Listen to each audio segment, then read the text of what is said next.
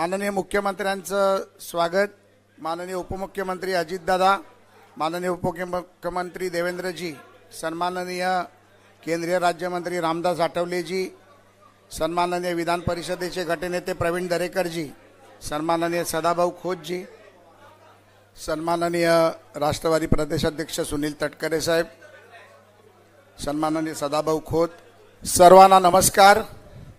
आजच्या या महायुतीच्या संयुक्त पत्रकार परिषदेत उपस्थित असलेले सन्माननीय राज्याचे मुख्यमंत्री एकनाथरावजी शिंदे, सन्माननीय उपमुख्यमंत्री देवेंद्रजी फडणवीस, सन्माननीय उपमुख्यमंत्री अजितदादा पवार, आज या महायुतीच्या संयुक्त पत्रकार परिषदेला उपस्थित असलेले सर्व इलेक्ट्रॉनिक मीडिया, प्रिंट मीडियाचे सर्व पत्रकार बंधू भगिनी, सर्व कॅमेरामन, सर्वांचं इथे स्वागत करतो आणि महायुतीच्या संयुक्त पत्रकार परिषदेसाठी सन्माननीय उपमुख्यमंत्री अजितदादांना विनंती करतो की त्यांनी सुरुवात करावी। आता या महायुतीच्या पत्रकार परिषदेत मागच्या 2.25 वर्षात राज्य सरकारचं रिपोर्ट कार्ड, या महायुतीचं रिपोर्ट कार्ड, आता त्याचं उद्घाटन सन्माननीय मुख्यमंत्री आणि दोन्ही उपमुख्यमंत्र्यांच्या उपस्थितीत आणि व्यासपीठावरील मान्यवरांच्या उपस्थितीत इथे होईल।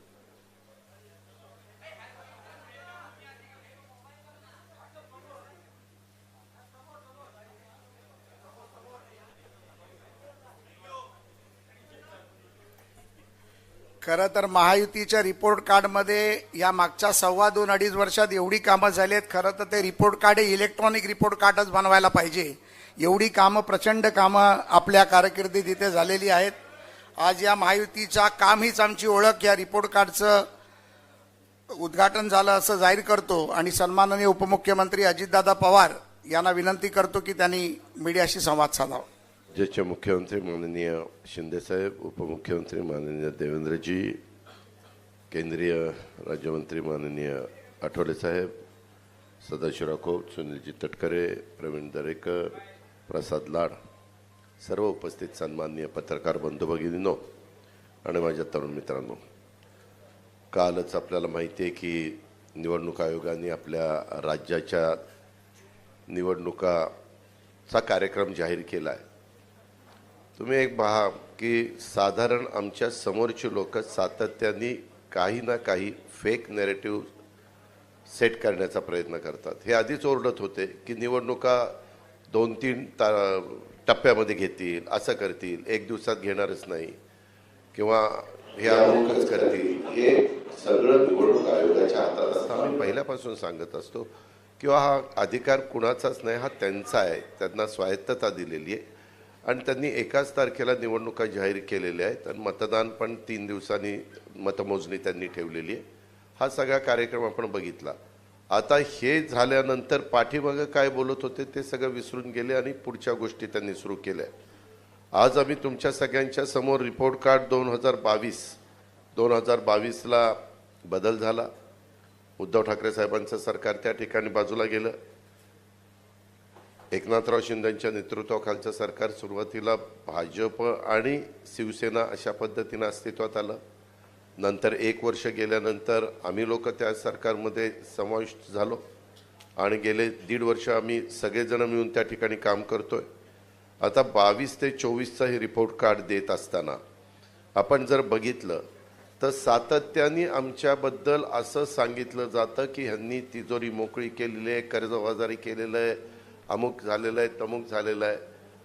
पत्रकार मित्रांनो, आपल्यामार्फत महाराष्ट्रातल्या माझ्या जनतेला मला सांगायचं आहे की मी अतिशय जबाबदारीने सांगतो, ह्या योजना देत असताना नेहमीच निवडणुका जवळ आल्यानंतर शेवटच्या 2-3-4 कॅबिनेट होतात, त्या कॅबिनेटमध्ये बरेच काही निर्णय हे घेतले जातात। मग पहिले का घेतले जात नाही त्याला काही असं वेगळं काही कारण नाही, पण शेवटी काही बाबा हा आपल्याकडनं राहून गेला, हा आपल्याकडनं राहून गेला विषय आणि त्या पद्धतीनं विषय येतात आणि त्याच्यातनं ते विषय आम्ही मंजूर करतो। आताच्या काळामध्ये शेवटच्या अर्थसंकल्पामध्ये फार विचारपूर्वक आम्ही ज्या योजना दिल्या त्या योजनेच्याबद्दल पण फार टिंगलटवाळी झाली, फार त्याच्यामध्ये बदनामी करण्याचा प्रयत्न केला, परंतु खरोखरीच मुख्यमंत्री माझी लाडकी बहीण योजना ही इतकी पॉप्युलर झालेली आहे। आज देखील आपण साधारण माहिती घेतली तर महिलांच्या मध्ये एक समाधानाचं वातावरण पाहायला मिळतं आहे। आणि सर्व घटकाला त्याच्यातनं न्याय द्यायचा प्रयत्न आम्ही सगळ्या समाजातल्या महिलांना, गरीब महिलांना न्याय द्यायचा प्रयत्न त्या बाबतीमध्ये त्या ठिकाणी केलेला आहे. नंतर म्हणले पैसेच येणार नाही, पैसेही आले. नंतर म्हणले पैसे आलेत का खात्यात घ्या लवकर काढून, नाही तर परत जमा करतील. म्हणजे काहीही बोलायचं. ठीक आहे, प्रत्येकाला एकमेकाच्या बरोबर आरोप प्रत्यारोप करण्याचा अधिकार आहे, त्याबद्दल दुमत असण्याचं कारणच नाही. पण कुठंतरी काहीतरी त्याला तारतम्य ठेवण्याची गरज आहे. तशा पद्धतीनं कधीकधी काही जणांच्याकडनं निश्चितपणे ते तारतम्य पाळलं जात नाही. आज आपण जर बघितलं तर ह्याच्यामध्ये स्थिर किमतीवर आधारित जो GSDP हा पूर्वीच्या काळामध्ये 1.9% होता, तो जवळपास 8.5% त्या ठिकाणी पोचलेला आहे. वाढ चांगल्या प्रकारची झालेली आहे. FDIमध्ये पण देशातील तुलनेत निश्चितपणे महाराष्ट्रामध्ये एक चांगल्या पद्धतीची गुंतवणूक झालेली आहे. त्यामध्ये पण सांगायचं नाही महाराष्ट्रात आता काहीच येत नाही, सगळं दुसरीकडे चाललं, काहीतरी बोलायचं आणि आमच्या महाराष्ट्रातल्या जनतेच्या मध्ये गैरसमज निर्माण करायचा आणि त्याच्यातनं हे कुठंतरी तुलनात्मक समोर आल्यानंतर फार मोठं जर काढत बसलं तर लोक ते वाचत बसत नाही, मोठी पुस्तिका काढली तर. म्हणून हे रिपोर्ट कार्ड अतिशय सुटसुटीत अवघं 2 पानांचं काढण्याचा प्रयत्न हा महायुतीने त्या बाबतीमध्ये केलेला आहे. आणि त्याच्यातनं मेजर ज्या गोष्टी आहेत त्या ठिकाणी सांगितलेल्या आहेत. आणि महायुतीनं आम्ही काम करत असताना सर्व घटकाला, मग त्याच्यामध्ये कष्टकरी असतील, त्याच्यामध्ये शेतकरी असतील, त्याच्यामध्ये युवा युवती असतील, त्याच्यामध्ये असा कुठलाही घटक त्याच्यापासून बाजूला आम्ही ठेवून दिलेला नाही आहे. त्याच्यामध्ये महिला असतील, शेतकरी, युवा, शासकीय कर्मचारी, ज्येष्ठ नागरिक, रोजगाराच्या बद्दलचे घेतलेले निर्णय, आरोग्याच्या बद्दल घेतलेले निर्णय, उद्योगधंदे, शहरी पायाभूत सुविधा, ग्रामीण विकास, सांस्कृतिक वारसा, क्रीडा, अशा सगळ्या क्षेत्राला आम्ही त्याच्यामध्ये सामावून घेण्याचा प्रयत्न त्या ठिकाणी केलेला आहे. आणि त्याला आमच्या परीनं जे काही मदत करता येईल, न्याय देता येईल, तो महायुतीच्या सरकारच्या माध्यमातून निश्चितपणे झालेला आहे. ही पण बाब आपण सगळ्यांनी या निमित्तानं ध्यानामध्ये घ्यावी. आज ह्या 2-2.5 वर्षाचा कामगिरीचा अहवाल आपल्या पुढे सादर करण्यात आपण सगळेजण खरं तर जमलोय. आणि महाराष्ट्राच्या जनतेच्या आयुष्यात आम्ही आणलेल्या ह्या बदलाचा हा अहवाल आहे. गेल्या 2 वर्षात महिलांच्यापासून पार शेतकऱ्यांच्यापर्यंत आणि युवकांच्यापासून उद्योगांच्यापर्यंत प्रत्येक वर्गाच्या उन्नतीसाठी आम्ही अविरत अशा प्रकारची मेहनत घेतलेली आहे. आज आम्ही आपल्यासमोर या मेहनतीचा हा लेखाजोखा मांडतोय आणि त्याच्यातून हे सगळं आपल्या पुढे ठेवण्याचा आमचा प्रयत्न आहे. आपल्यामार्फत राज्याच्या कानाकोपऱ्यात, सांध्यापासून बांध्यापर्यंत तो पोहोचवण्याचा आमचा सगळ्यांचा प्रयत्न आहे. तुम्ही पाहिलं एकंदरीतच जनतेचं जीवन बदलणाऱ्या योजना ह्या खऱ्या अर्थाने आम्ही देण्याचा प्रयत्न त्या ठिकाणी केलेला आहे. आमच्या योजनांचा मिळणारा खरं तर इतका अभूतपूर्व अशा प्रकारचा प्रतिसाद बघून आमचे विरोधक थोडेसे गडबडलेले आहेत. काही जण म्हणतात घाबरलेले आहेत, पण मी घाबरलेले नाही म्हणणार, गडबडलेले आहेत. माझी लाडकी बहीण, मुख्यमंत्री माझी लाडकी बहीण योजनेच्या यशामुळं ते त्या ठिकाणी गडबडून गेलेत. आम्ही जेव्हा ही योजना जाहीर केली तेव्हा या योजनेची अंमलबजावणी कधी होणारच नाही असं ते म्हणायचे. त्यानंतर आमच्यावर टीका केली की फॉर्म भरले जातील पण पैसेच देणार नाहीत. त्याच्यानंतर आज आता 2.5 कोटी मायमाऊलींच्या खात्यामध्ये पैसे 5 महिन्याचे मिळून प्रत्येकी 7,500 साधारण त्यांचे फॉर्म कधी आले त्या पद्धतीनं जमा झालेत.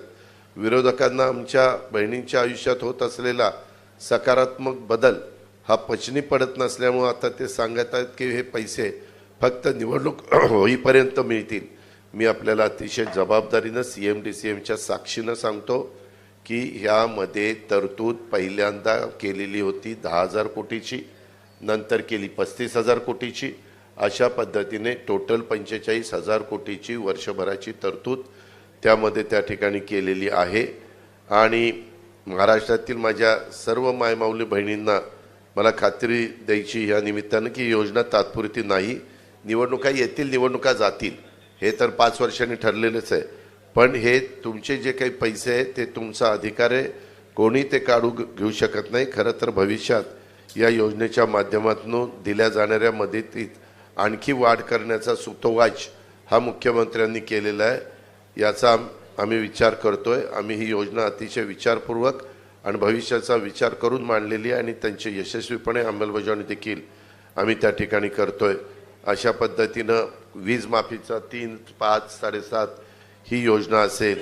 उलट मला ह्या निमित्ताने सांगायचं आहे, पूर्वी सुशीलकुमार शिंदे साहेबांचं सरकार असताना अशाच प्रकारे 2003 साली मोफत वीज देण्याची घोषणा केली, बिल दिलं आणि नंतर लगेच निवडणुका झाल्यानंतर ती योजना पद्धतशीरपणे बाजूला केली आणि बिलं द्यायला सुरुवात केलेली आहे.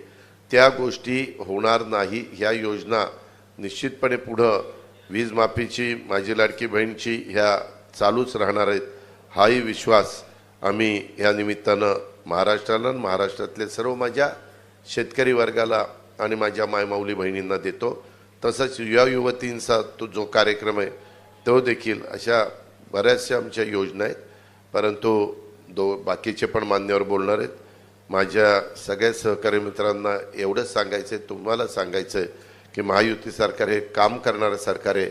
येत्या काळात आम्ही मागच्या 2-2.5 वर्षात केलेल्या कामाच्या जोरावर आमच्या कामाचं काम रिपोर्ट कार्ड जनतेसमोर देऊन त्यांची मतं आणि महाराष्ट्राचं उज्ज्वल भविष्य घडवण्यासाठी आशीर्वाद मागणार आहोत. ह्याकरता ही आजची पत्रकार परिषद बोलवण्यात आलेली आहे. धन्यवाद.